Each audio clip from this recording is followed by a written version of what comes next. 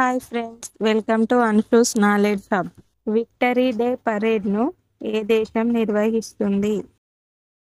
Answer Russia. ప్రతి సంవత్సరం May 9న రష్యా విక్టరీ డే పరేడ్ను నిర్వహిస్తుంది.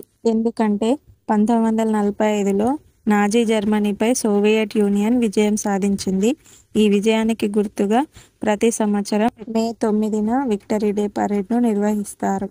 ఆయిల్ స్పిల్స్ క్లీనప్కు గ్రాఫెన్టెక్ టెక్నాలజీని ఏ ఐఐటి అభివృద్ధి చేసింది? Answer IIT Kharagpur. వెస్ట్ బెంగాల్లోని ఐఐటి ఖరగ్పూర్ గ్రాఫెన్టెక్ టెక్నాలజీని అభివృద్ధి చేసింది. యూబిక్ మ్యాప్ టెక్నాలజీని ఏ ఐఐటి అభివృద్ధి చేసింది? Answer IIT Madras. తమిళనాడులోని ఐఐటి మద్రాస్ ఇండోర్ మ్యాపింగ్ కోసము యూబిక్ మ్యాప్ టెక్నాలజీని అభివృద్ధి చేసింది.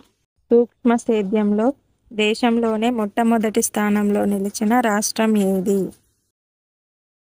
ఆన్సర్ ఆంధ్రప్రదేశ్. దేశంలో సూక్ష్మ సేద్యంలో మొదటి స్థానంలో ఆంధ్రప్రదేశ్ ఉండగా రెండవ స్థానంలో గుజరాత్, మూడవ స్థానంలో ఉత్తరప్రదేశ్లు ఉన్నాయి. జిల్లాల పరంగా చూసుకుంటే గుజరాత్లోని బనాస్కాంఠ ఫస్ట్ ప్లేస్లో ఉంది. ఆంధ్రప్రదేశ్లోని అనంతపూర్ జిల్లా రెండో ప్లేస్లో ఉంది. 2025లో ఆర్టెమిస్ అకార్డ్స్లో 54వ సభ్య దేశంగా చేరిన దేశం ఏది? ఆన్సర్ బంగ్లాదేశ్.